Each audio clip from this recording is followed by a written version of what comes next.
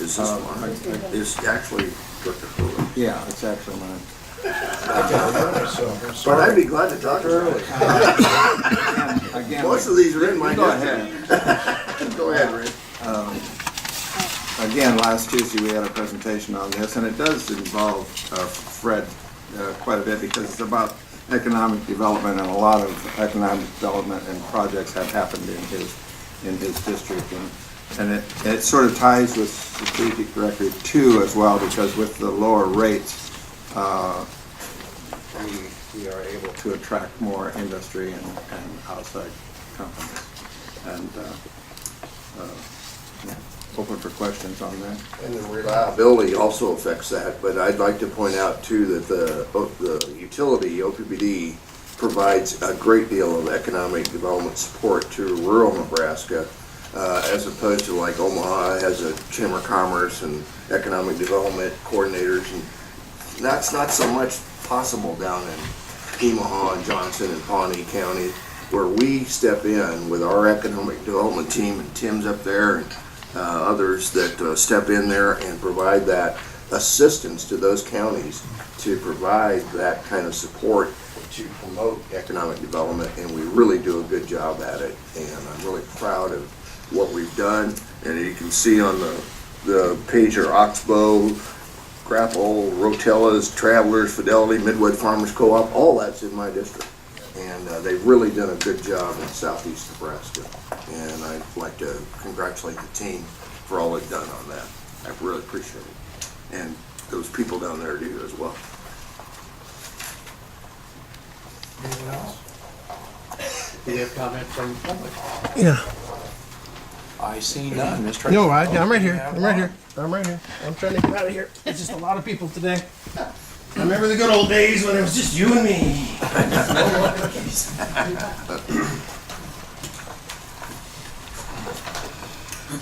Laverne Train, 4819.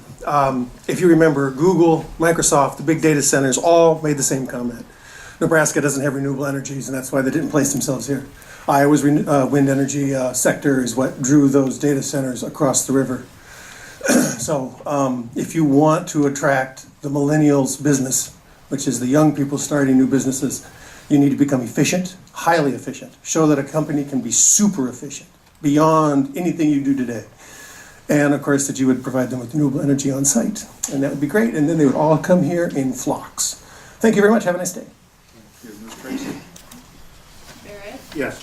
Kavanaugh, Yes. Gay, Yes. Green, Yes. Hurley, Yes. McGuire. Yes. Mines. Yes. Fuller. Yes. Motion carried. Agenda item number 7, resolution number 6119. Now therefore be it resolved by the Board of Directors of the Omaha Public Power District that the proposal of L.E. Myers Company in the amount of $1,098,126.72 to supply labor for the installation of overhead equipment and pole replacement projects on request for proposal number 4977 is hereby accepted, and the form of payment and performance bond for such bidder is approved. So moved. Second. Director Ulrich. This is It's fun. yours Yes, to this is show fun. again. And I have people periodically go by and stop at my farmyard and inspect poles. And when they need replacement, they do that. And this is what that's going to be. And I'm going to let Vice President Dogman explain a little bit more about it. But that's the gist of it. Okay, good morning. Good morning. As you know, we do have best-in-class reliable system, and to be able to maintain that, we have many inspection programs in place. And one of those programs is a ground line inspection and treatment program, and where we go and inspect all the poles, the wooden poles, and make sure that we're being proactive and we're catching the failures before they happen. So this action board item is to approve. This board action item is to actually obtain additional construction labor to supplement our own crews to get this work done before the end of the year. We're talking about 1,000 poles that need to be replaced, and we need this additional help with our crews. Any questions? I got a question. Have we used them before?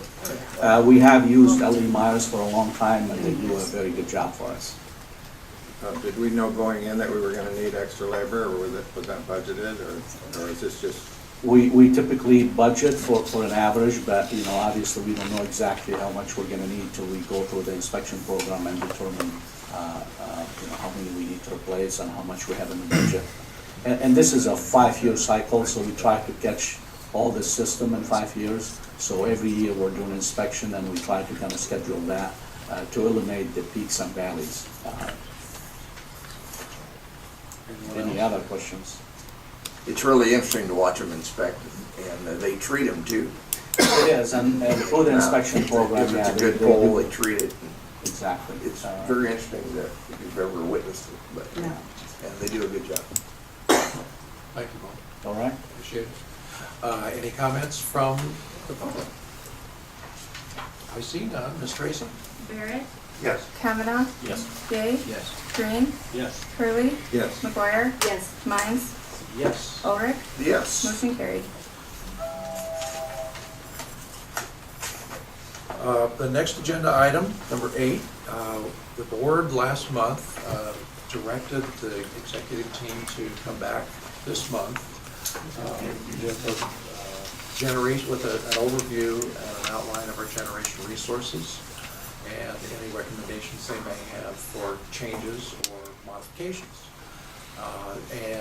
They're going to present that today, and I will turn this over to Mr. Burke. Very good. Thank you very much, Chairman Mines. I have a couple people that will share in the presentation today. Mary Fisher, who's our Division Manager of Corporate Planning, and her staff obviously worked with our consultant on the modeling work of this.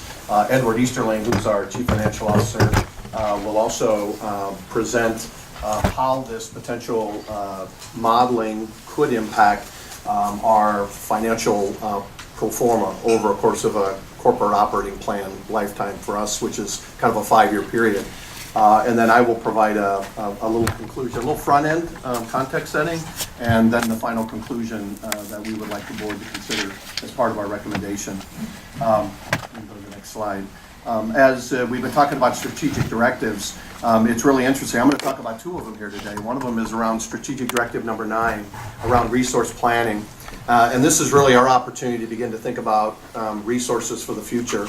We concluded this, a time frame in June of 2014, where we identified kind of a plan based on regulations on what we would do with our current generating fleet and look at other alternatives, where we essentially added additional wind. We made a commitment to reduce coal generation at our North Omaha units 1, 2, and 3. We also provided a commitment and a plan to put together a demand side management peak demand reduction of 300 megawatts, all part of our plan to move forward. What we're finding in the industry is that to put that plan in place and not do it for 10 years is just too long of a cycle in these changing market conditions.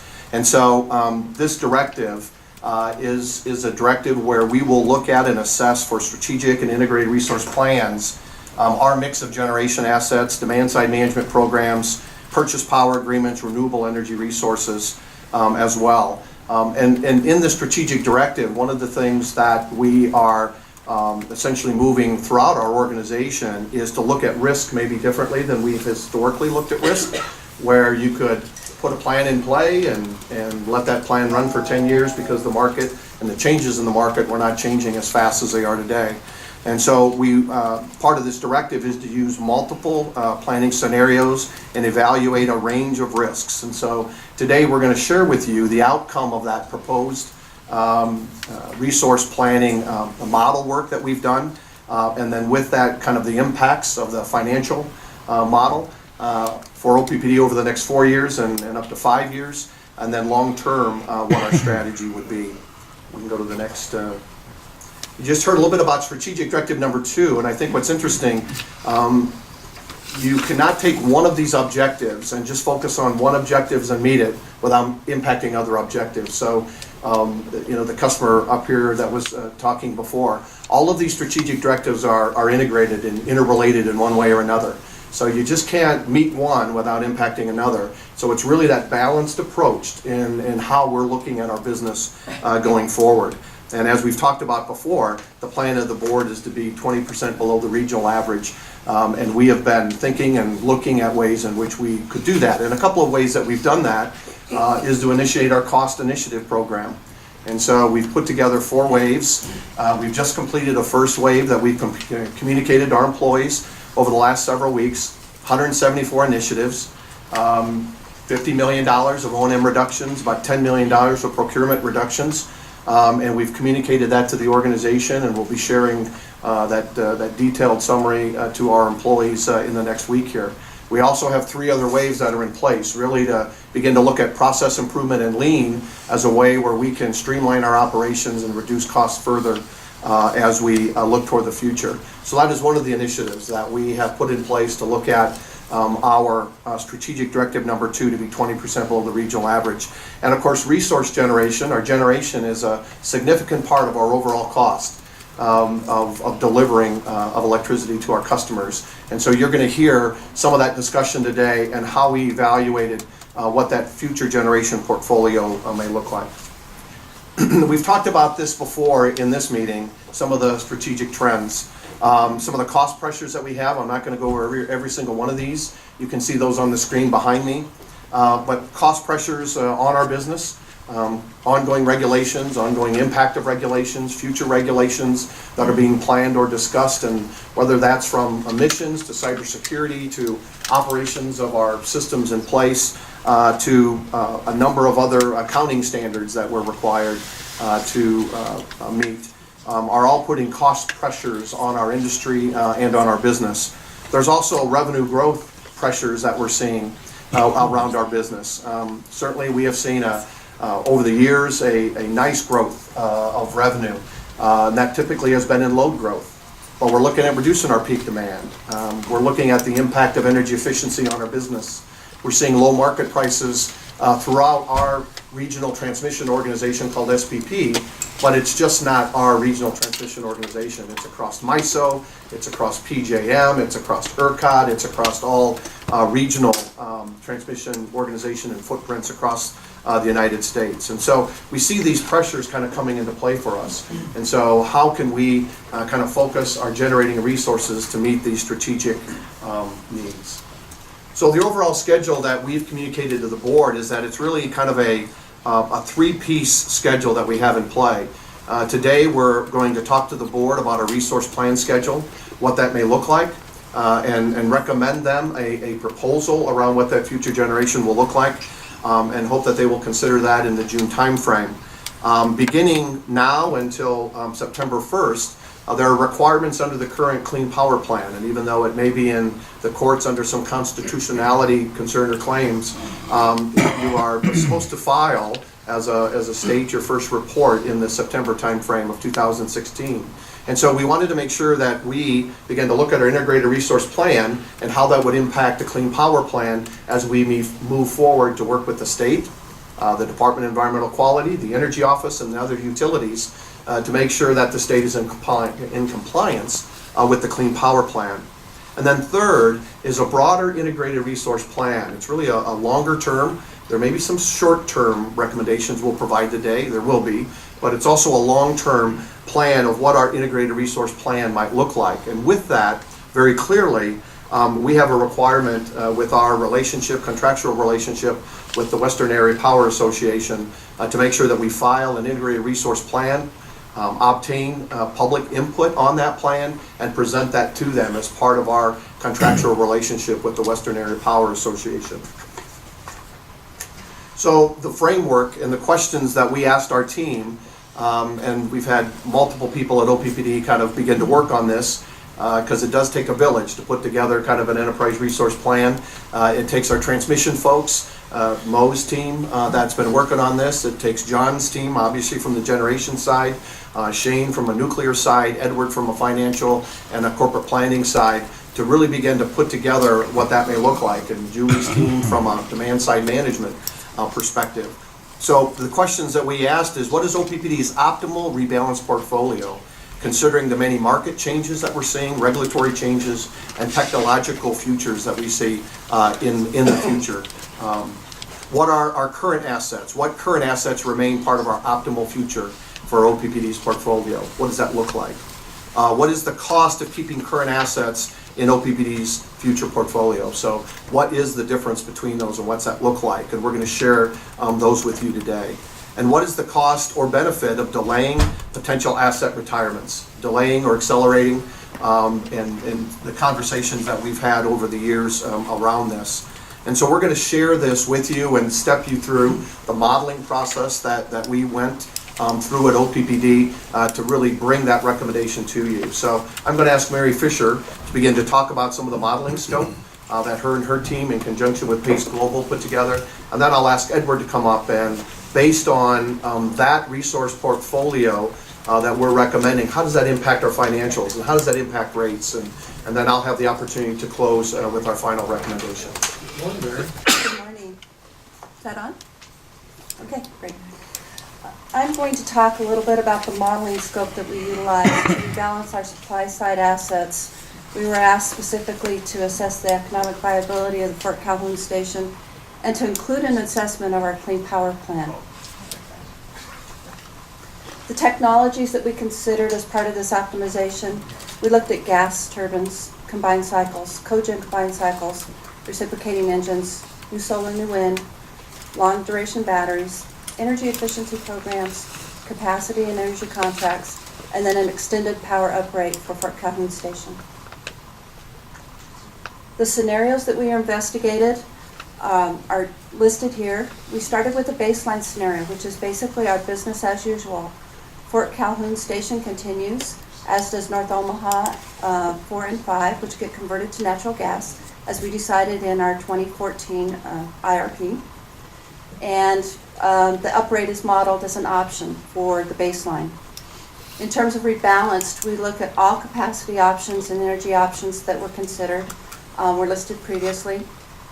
We keep our existing contracts, so we have existing contractual obligations through our purchase power arrangements, through Western Area Power Association and then NC2, the participants that we have in the NC2 station. Excuse me. We meet our renewable energy targets of between 30 and 50% and provide a wide range of resource alternatives as we move forward. What was the outcome? I'll give you the punchline here first. The key findings were Fort Calhoun drops out of every case where the model is given an option to drop it out. Additions are economically driven, not compliance driven, so we're looking for the lowest cost portfolio. The extended power uprate is not economic as we went through this modeling.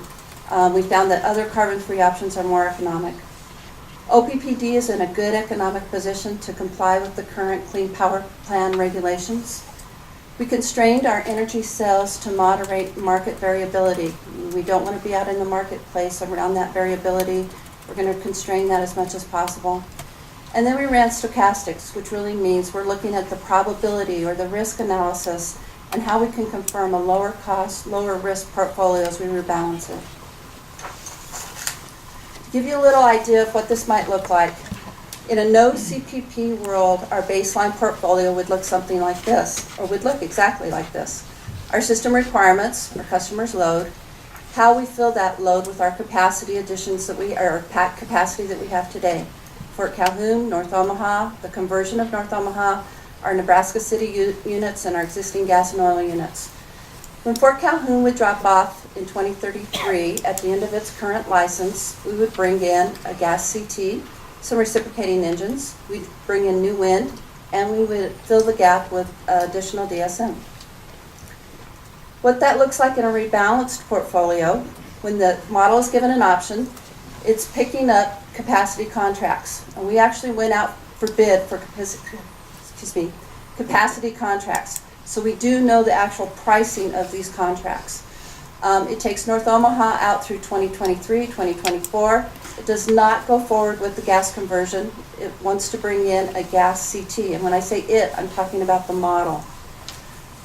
It brings in reciprocating engines, a little bit of batteries, new wind, and DSM.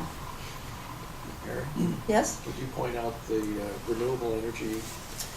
The renewable energy on the side is talking about, these are capacity requirements. This is talking about the energy. This would be the percentage of energy that would be renewable based on our generation load. So we would go from 16%, we're thinking around 49%, up to 50% in 2035. I will stress that this model went from 2016 to 2035, so it's a 20-year outlook of what our generating capacities would need to be, as well as what our energy would do in terms of renewable energy. Thank you.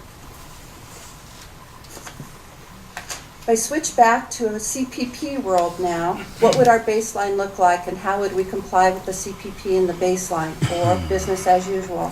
Again, we start with our system requirements. We continue to fill that with our existing units. Fort Calhoun would stay till 2033 at the end of its license. We'd bring in basically the same resource as gas CT, reciprocating engines, new wind, and new DSM. You can see over here the renewable energy. And then in a rebalanced portfolio, it shifts. Again, it's bringing in the capacity contracts. When we bring in the clean power plant, it wants to keep that North Omaha conversion. It brings in a gas CT, reciprocating engines, new wind, new DSM, and you can see over here what our renewable energy portfolio would look like in terms of energy related to our total load, our generation load. I want to talk a little bit, that was capacity. I want to talk a little bit about energy. So when we talk about energy, we still have our system requirements down here.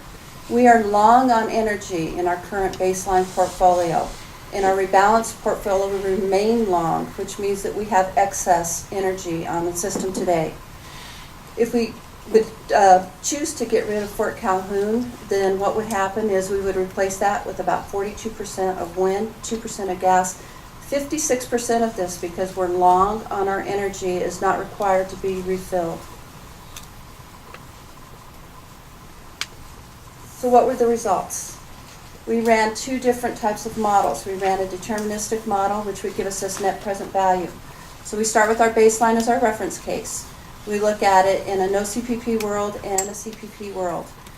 As we go from our baseline reference case, we go to CPP, we're looking at the increased cost of $262 million in a clean power plan world. If we move to our rebalanced portfolio, we save $994 million from our reference case by moving to this rebalanced portfolio. And as CPP world, we save $735 million. I will stress that these costs and this net present value is over a 20-year time frame.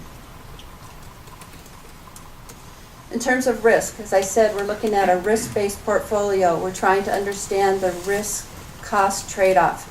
In our baseline portfolio, at a CPP or no CPP, you can see it's higher risk, given across the vertical axis, and it's higher cost. As we move to a rebalanced portfolio, we move down in cost and down in risk. I would like to turn it over to Edward to talk about the financial impacts of this. Thank you, Mary.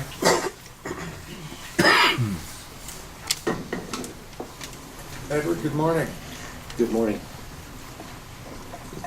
As Mary has mentioned and has presented the results of the financial modeling, what we've done on the financial side is to take that information and place it into our financial view over a 5-year period to understand what it does to our financial ratios and what it also does to our rates. So I'm going to show you two cases. First, we'll call it the COP case, which is very similar, or is the baseline case that you saw in Mary's modeling results. And then there's another case we'll call rebalance, which is the case that she also identified as rebalance. In the rebalance case, we looked at two other versions. We looked at two different decommissioning methods in that scenario. And in some of the comparisons you'll see COP, corporate operating plan, versus rebalance. And in some of them, you'll see corporate operating plan versus rebalance, and then compared to both decon and safe store, the two different decommissioning scenarios. I provide that. I'll point it out as we go through the graph, and now you'll know why they're different as I walk through it.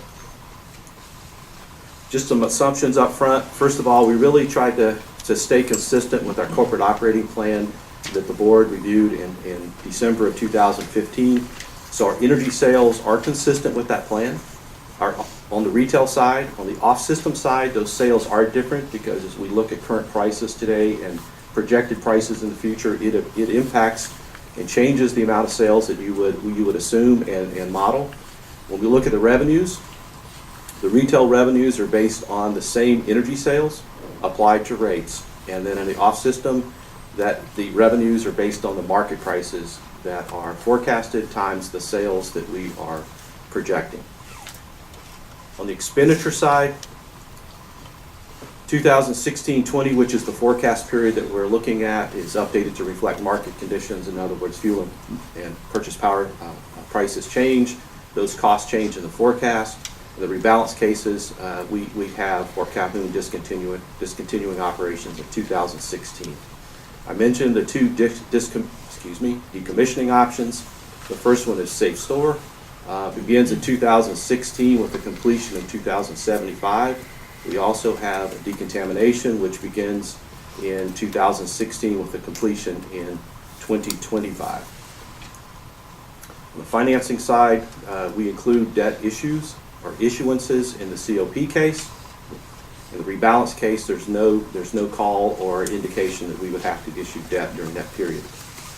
In the rebalance cases, we also funded $34 million in the rate stabilization reserve. That money is put in to provide an overall balance of $50 million in the event of an unexpected risk event and the need to reduce or defer any potential rate increase.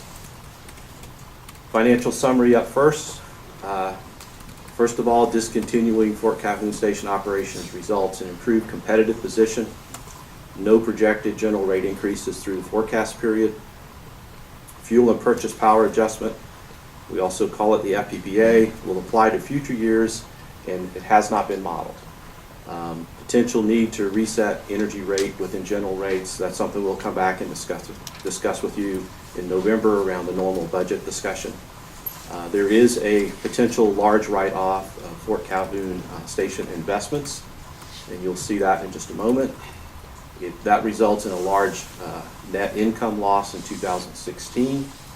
There's an increased debt ratio as a result of that write-off, and then we project stable debt service coverage and liquidity positions going forward. Overall, there's reduced financial risk with the rebalance scenario. As I mentioned, in 2016, in the rebalance scenario, if you make a decision not to continue the operations of Fort Calhoun, we would need to write off on an accounting basis the investment that we have on our books today. That would amount to about $977 million. The net income in 2016 would decline to almost $1 billion on the negative side. As you look at 2017 through 2020, you can see that the difference between the COP case is shown in blue, and then the rebalance case is shown as gray. It would be a little improved outcome with the rebalance case in each year. To the left of 2016, you see the period 2012 through 15. That presents actual results just for comparative purposes. On the debt retirement and rate stabilization account balances, as I mentioned in the assumptions, we would transfer $34 million in 2016 into the account under the rebalance scenario.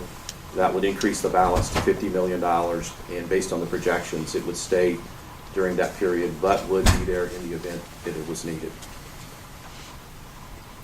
On the debt ratio side, as a result of the write-off, when you write assets off, it impacts your your equity in the system. The debt ratio is a ratio of equity to debt, and in today's environment and in the COP, we're about 51% on the debt ratio. With the additional expense or the write-off, that ratio would change to about 66%, and then reduce about 2% per year to 2020, and at that time it'd be about 58%. On the debt service coverage, we have a target of 2.0 times, equal to or greater than. You can see that in this particular comparison, we're showing you the decon and the Safe Store case because the results change depending on which option you select. And looking at 2016, you can see that as we stand today, our coverage level is slightly below 2 times. That's a result of what's happening in the wholesale market and those revenues not being as strong as we had projected. If you look at the other cases, the gray and the green, The coverage would increase because the overall O&M cost in those scenarios would be less, with the decision that would move those expenses into decommissioning. Days cash on hand, in 2016, you see an increased cash position. That increased cash would then be used to fund decommissioning expense going forward under the decon and safe store scenarios, and then it would also be used to support capital investments. Throughout the period, we're projected to be greater than or equal to 100 days, which is our target. Looking at our rate target, or the history of, if you look at 2012, at the bottom, and you look at the period from 2012 to 2020, and you compare that to the percent below the regional average, you can see that we started at about 7% below the average in 2012, and today we're at 7.1% projected for year end. With the proposal on the rebalance, our rate position would improve within the region from a negative 7.1 to negative 20%, which is the target that was established in Strategic Directive 2. I'll just point out that it's compared to this black line up here, which represents the regional average.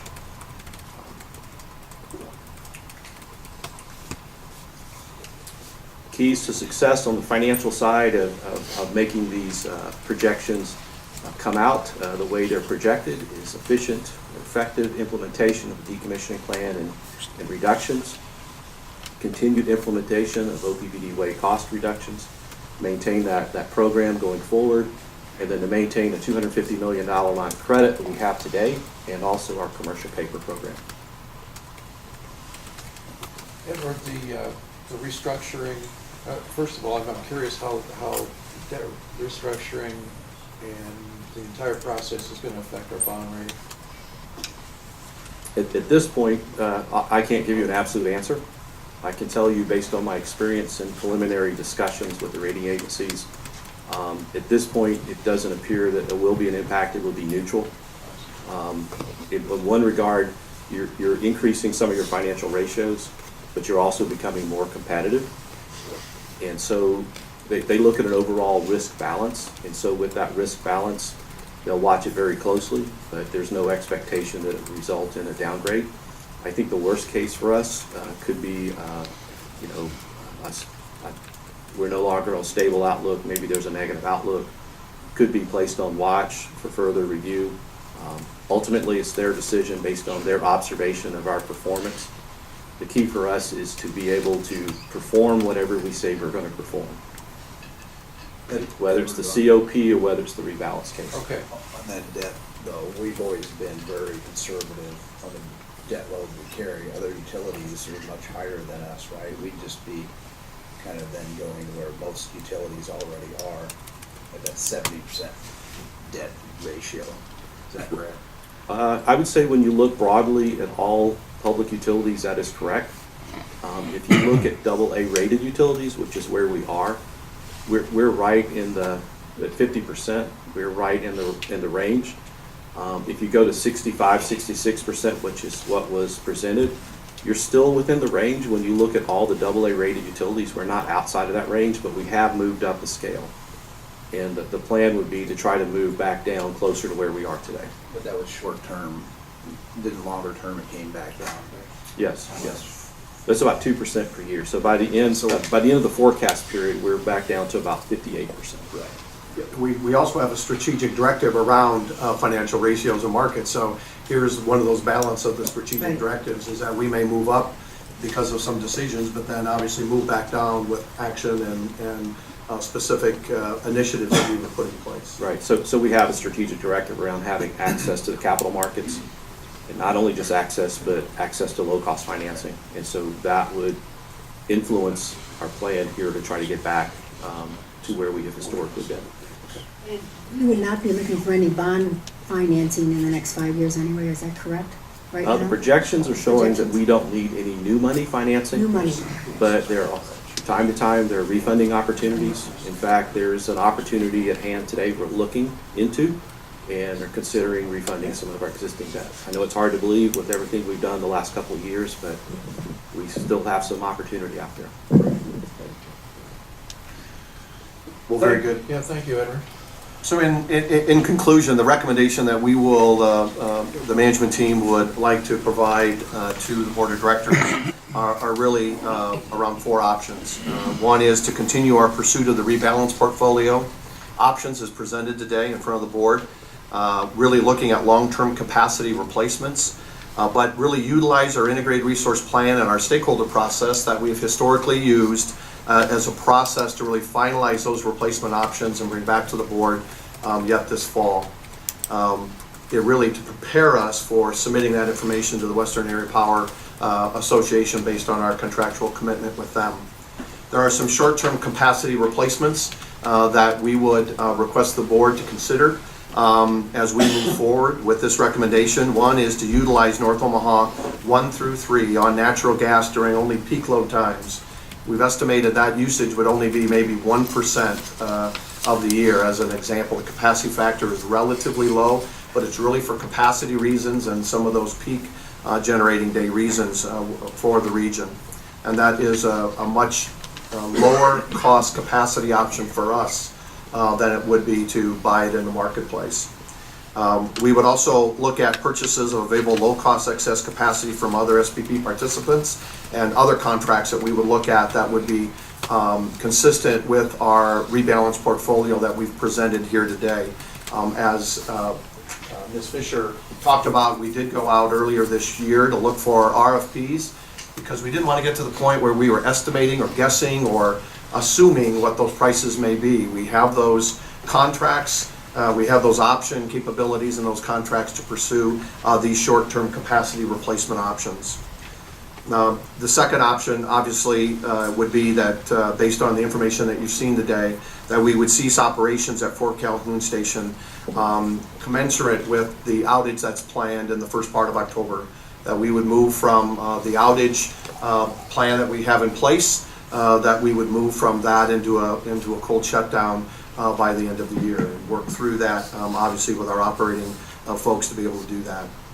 We will come back to the board in December with the confirmation of our decommissioning methodology and the strategy around that. Again, as we modeled both of those options, none of those change the decision on the previous recommendation, which was to cease operations at Fort Calhoun Nuclear Station. The other recommendation that we would provide is no projected general rate increase through 2021. It would be for 5 years, and we believe this will really create the path to achieve rates that are 20% below the regional average, which is consistent with our strategic directive that the board provided to us last year.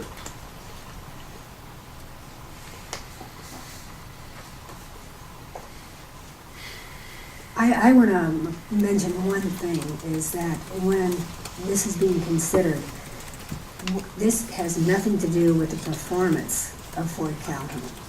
Fort Calhoun's performance right now is the best it's been since before the flood.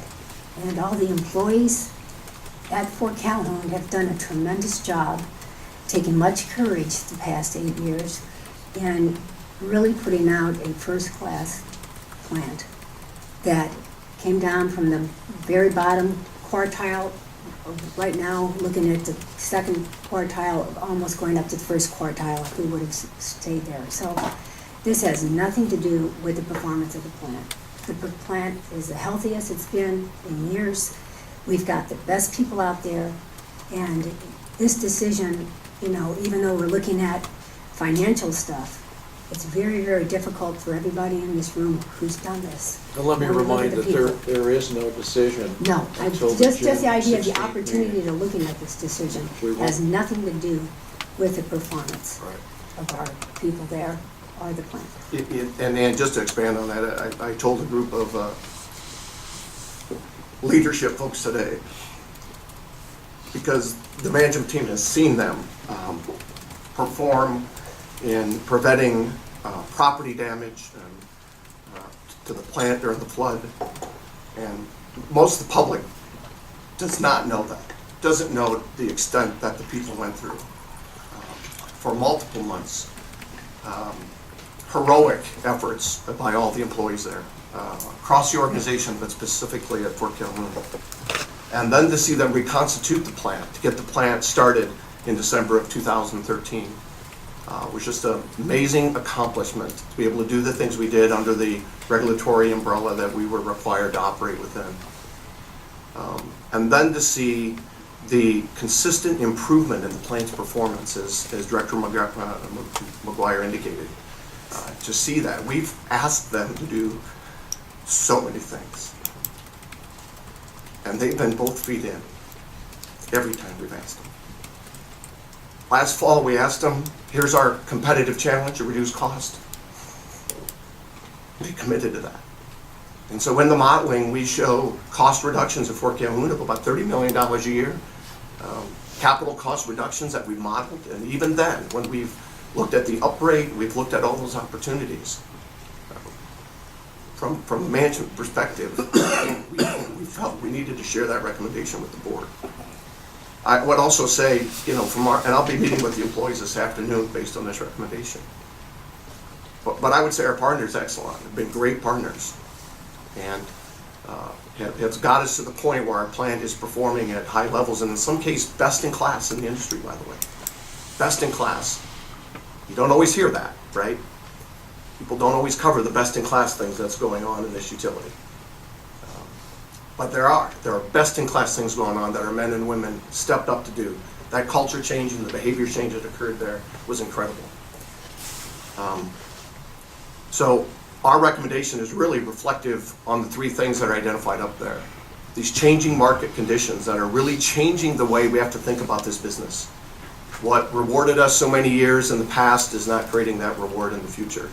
We just don't see it that way. And the industry is struggling with this across the nuclear industry, around the fossil generating industry, around all industries. The small scale nuclear plant that we have the smallest nuclear plant in the American fleet at 478.1 megawatts. It's a small plant. If it was a 1,200 megawatt plant, we may be having a different conversation, right? Because the marginal difference would be marginal at that time. And then obviously as the Clean Power Plan began to roll through, there were changes in that where nuclear was included and now existing nuclear isn't included. And so the industry is puzzled and perplexed about how a non-carbon entity would not be given a value and benefit in the future. And so that's the struggles that we have had to work through. And they've been difficult for us. They've been challenging for us. So this will be a tough day, for the OPPD family. I agree. So, I agree. Thank you. Thank you. And to reiterate, we aren't going to take a vote today. I'm going to ask the board for comments and observations, and then I'll ask you, the audience, to comment as well. So, any thoughts from the board? I've got one, Tim. I know this is difficult for senior management and everybody at OPPD. What I'd just stress is the board has asked you to, on behalf of the ratepayers of OPPD, what's the best way to utilize our generation? So we've asked you and tasked you to come back with this recommendation. I know it's hard, but I think you hit the nail on the head a little bit too. The reason we asked, in my opinion, was we can all see a changing market. And it's a small plant, and I've had the opportunity to come in and lately be on the Nuclear Oversight Committee, chairman of it right now, and remarkable job that our partners with Exelon and the employees, first of all, to get to this point where we're at. But the facts are, unfortunately, the market is just not there right now. I know we're not making any decisions today.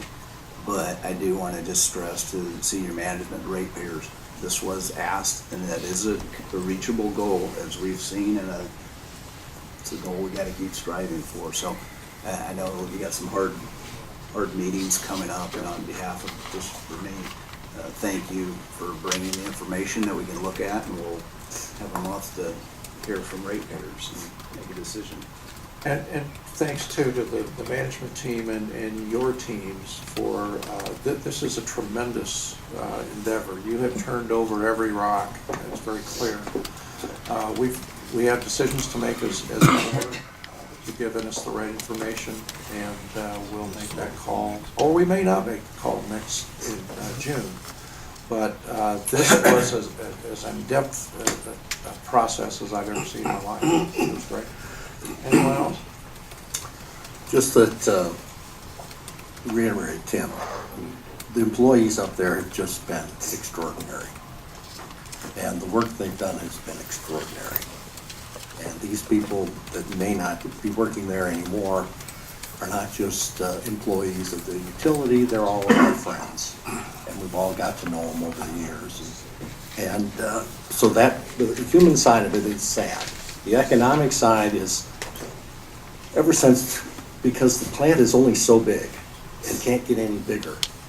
Since 3 Mile Island, the cost of regulation has just driven up the cost of running the plant.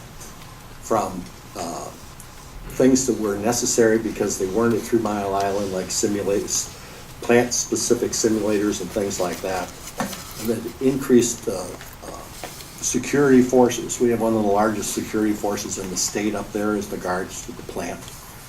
And the economic models over the years have just changed and changed and changed. And the economic models and this is not the first time we've ever had this discussion, by the way. We've had this discussion about every 5 to 10 years over the last years that I've been here. And what's his name? Yeah. I was just thinking that. You know, it's kind of ironic that I began my career at OPPD as a summer intern, being the weatherman for the construction of that plant. And I'm going out now, possibly with the plant being shut down. So it's been a part of all of us for so long, and it's been such a reliable provider to the community of electric and electric services, and it's always there, periodically being shut down. This plant has set the world's records for the longest time that it ran between fuel outages. So that's another example of what the people up there have done. And we were concerned as the thing went along, the cost of recovery and everything else like that, that we were committed to recovery of the plant. Then we were committed to see if we could reduce the costs, and we could. We did. I mean, these people got $30 million, as he said. But the economics of this business have changed so much over the last few years, and will over the next few years, that it's just not viable. It's just not economically viable. And that's the bottom line. And then it's what can you do to replace it? And that was the options that you've seen today. And sad that it came to this, because this plant has been part of all of us. But glad that the recommendation has come from management as to what we should do. And it sounds like it's appropriate. Thank you, John. We haven't talked about the people yet, and the process, it going forward, if in fact that's what the board chooses to do. Tim, could you shed some light on that? Sure. And this is obviously one of those things, as the management team that we met with early this morning committed on, is that, you know, they are committed to nuclear safety on this plant, and we have to be, that's paramount for the continuation of this plant, and it will be. And they've just done, you know, exceptional work there, and to a T, they've committed to that focus. Regardless of what the decision is in the June timeframe around nuclear safety, to protect the plant, protect the people. You know, this is one of those things that doesn't happen overnight. There's a process that the industry is required to go through to look at license amendments to the plant, and so there will be no, you know, major layoffs immediately, right? So that doesn't happen. It'll be over a multiple year period of time.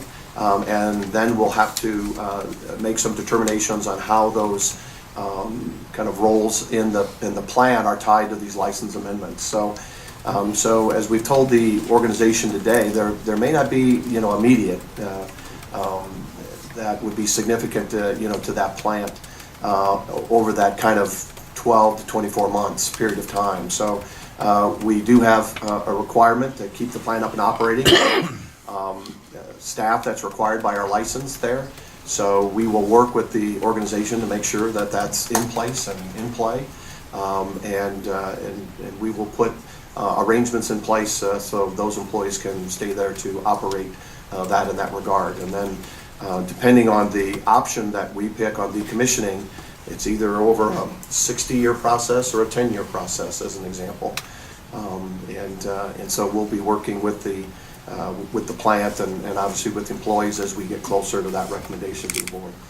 Thank you. Board? Mr. Chairman, as the first Nuclear Oversight Committee chairman in 1986, they didn't have a Nuclear Oversight Committee when I was first on the board. I would like to offer my, Director Green and McGuire are much more eloquent than me, but I reiterate their sentiments about the employees and the people out there and the dedication that they've given to this utility. When I first got on the board, there was no training facility, there was no simulator, there was nothing. There was a bunch of trailers out there. And it was right after 3 Mile Island. And what really sunk Fort Calhoun, there were going to be 3 of those units over the 400, 500 megawatt, and they canceled them halfway through number 2. And that's been its albatross ever since. But the employees have never failed to provide excellent service to this utility, and I just think the world of all of them out there and the job they've done. I understand the finances of this whole world has changed with the natural gas prices and wholesale utility prices, but it's been a pleasure to have represented those people on this board for all these years, and I'll never forget it. And I really appreciate President Burke's commitment to the employees out there that we're going to take care of them and do it the right way. Eventually it was going to happen anyway. I mean, it's just too bad it has to be now, but I understand. Thanks, Freddie. Anyone else? I'd like to also reiterate the comments about the employees up there. I'm the new guy on the board. I've only been here a year and a half. I know that in January I won't be the new guy anymore. There'll be somebody else new. But the times I've been up there, and I've been up there a number of times at Fort Calhoun, I've always been impressed with the plant, with the facilities, and most of all with the employees. It is an amazing group of super intelligent people that are running that plant up there. I have one request of Tim, if he could, the thing that I have always had trouble grasping, and I'm sure maybe some in public might also have trouble with, is the impact of the actions of the Clean Power Plan. That change, I'm not, if you could explain in a little depth exactly how that change affected us. Well, it's broad. I will go back before we saw the original plan of the Clean Power Plan. There was conversations and rumors, and as the administration and as the Environmental Protection Agency was beginning to put together what we believe would be the recommendations, there was a variety of folks that talked about, significant carbon taxes, and that could be anywhere between $50 and $150, $200 a megawatt. And if that was the case, we may be talking about different plants at different times, right? So, but when the original kind of the draft proposal came out, it included 6% of the nuclear output that you could use in the formulas in the Clean Power Plan. When the final plan came out, you couldn't even use any of the 6% of that output. There was existing nuclear was not considered part of the plan or not given credit for the Clean Power Plan. And so that's been, the industry was trying to actually include more of nuclear energy in the equation of the Clean Power Plan very clearly. And obviously when the final plan came up, it was not included, and that isn't necessarily being argued in the constitutionality framework of the Clean Power Plan today. It's really not about whether it's constitutional or not for the EPA to essentially have that plan at all. But outside of that, existing nuclear is not considered, and I can tell you, it's impacting the nuclear industry as we're moving towards what the elements of the Clean Power Plan may look like. Thanks. Not just us, but other plants, larger plants, even more. We're seeing the plant size to be really independent. I mean, certainly we're a small nuclear unit, and if you take a look at the plants that have ceased operation over the course of the last 2 or 3 years, they're relatively small units, similar to Fort Calhoun, but in the 800 megawatt range. But we're even seeing 1,000 and 1,200 megawatt plants not being able to meet market prices. And how long can you sustain that as a business? And how long can our customer owners sustain that as a business? And that's the question that we posed ourselves and came back with a recommendation. Tim, I've got a question, follow up on Rich's. So Director Ulrich and Green brought up, when it first started, there wasn't a whole lot of oversight, but now it's amazing to me as a newer board member, the amount of oversight and operation, it adds so much to this cost. The regulatory burden on a small plant, I mean, just the operations and maintenance has increased so much over the years. That has to be part of this too. I know the market is certainly changed, but it's. Yeah, I would say the Nuclear Energy Institute just put out a draft a day or two ago about, trying to work with the, regulators on reducing regulatory costs.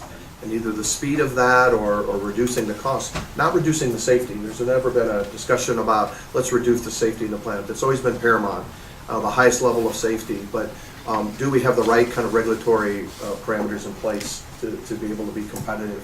And so NEI, the Nuclear Energy Institute, has really put together a variety of different initiatives, the work in the industry about trying to reduce costs to make nuclear plants more competitive. And in that would reduce some of the regulatory burden that they have today. And so obviously those will continue as planned, would be my guess. So, anyone else? I have one thing, and I've looked at the economics of it, and you just can't keep losing money until you have to say enough is enough, and you've got to stop the loss. And that's the cold hard facts of this business. But the time, the sweat, the energy that John Hanson and Mo have put up there, and to all the rank and file, during the flood and after the flood and everything, it was 12, 16-hour days, 7 days a week. And I have friends, I don't know if they're friends, maybe former friends, but just the sheer amount of work that they would do when the plant would shut down and they'd refuel. It's just respect to their hard work, and my hat and my sleeve goes to them. Thank you. With that, are there comments from the public? Vern Drain, 4819. I just want to sit here for 3 minutes and smile because the management team is pursuing policies that I totally agree with and are awesome. I also cried and got shivers up my back when I read or heard the 2016 decommissioning, and probably not for the same reasons as you folks, because you know the folks working there. I'm just more in tears about the fact that there'll be no more nuclear waste generated, and I kind of think you're getting rid of the nuclear power plant to get rid of me, which would be very successful. We'll be cheaper ways. Is that a promise? Anyway, I just, it's great to see the heartfelt sentiment here, and it's great to see that the utility might be moving toward cleaner. This will be the second happiest day of my life. Next month will be my happiest day of my life if you vote for it. Please vote for the management's recommendation. It seemed like the sensible one. Thank you. Have a nice day. Good morning. Good morning. My name is Tracy Hightower-Henny, 11811 North 58th Circle. My husband is one of those very talented people at the plant. He literally this week received from the NRC his senior reactor operator license that he has been working there for about 12 months just to receive that license. I understand the dollars and cents, but as an OPPD family, part of the family as my husband and I are, it's just very disappointing that the first we heard of this was when my phone pinged last night at 10 p.m.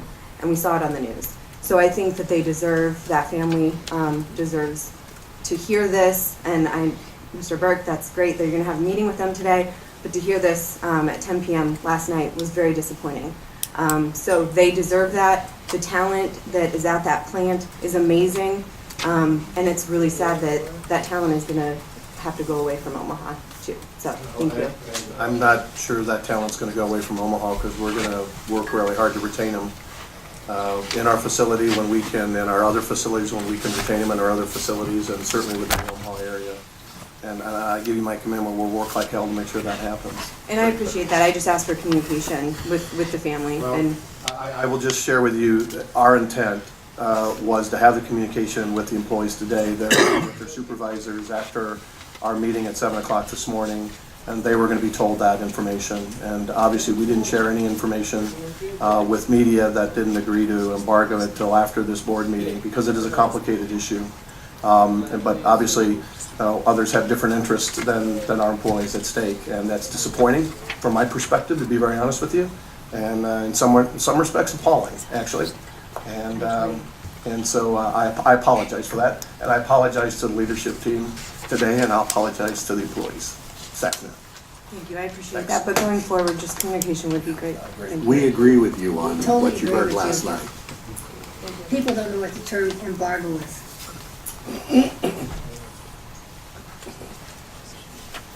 Good morning.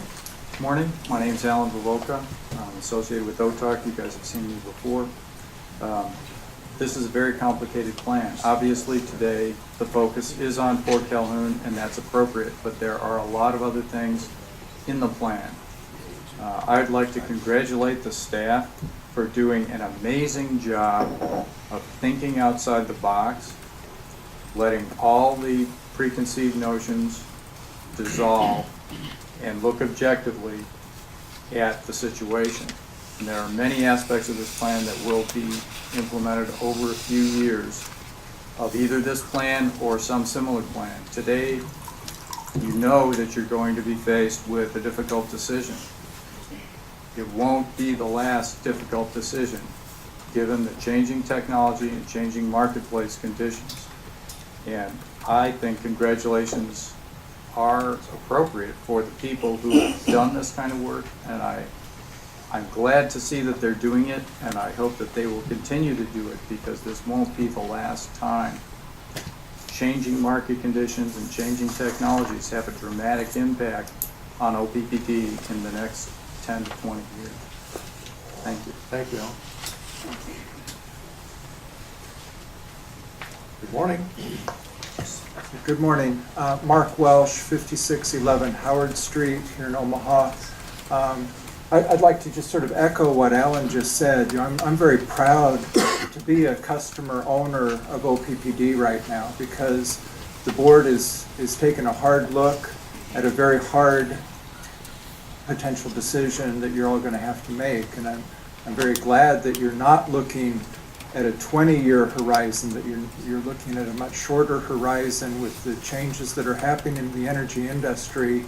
That's a very important thing to do. You know, wind power keeps coming down in price, solar keeps coming down in price, causing you to have to make this decision now. So I'm very glad that you're doing that. I'm very proud to be, like I said, a customer owner. So keep up the good work. Thank you. Anyone else? Any other comments? I see none. Anything from the board? Anything else? We are adjourned. Thank you for coming. Any public comment afterwards?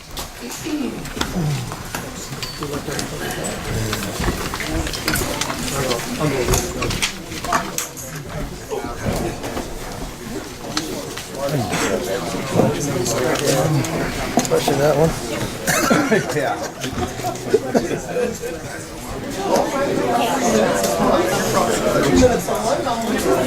Can I get 6 minutes next time? That's asking a lot. We'll have to see. I wanted to get you first. Go for it.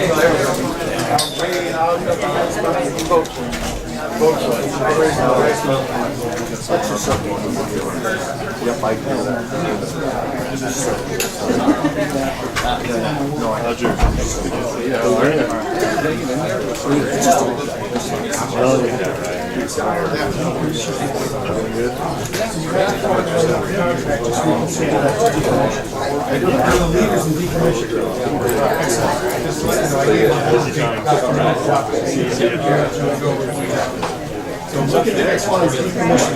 They do a fabulous job. And then you can maintain excellent operations. No one has to lose a job. So you guys talking about excellent decommission?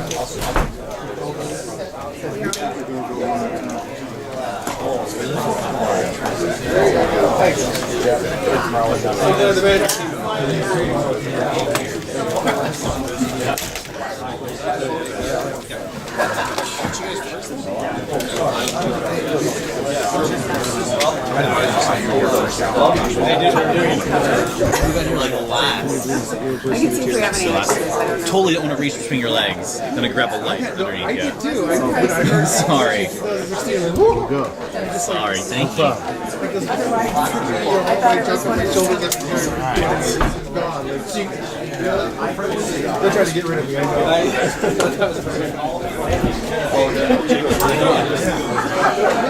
It's cool. We're first, right? That's what Mike said.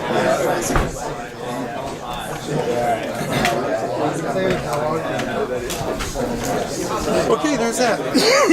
Well, we won it again. Oh, geez, we just keep winning every other day.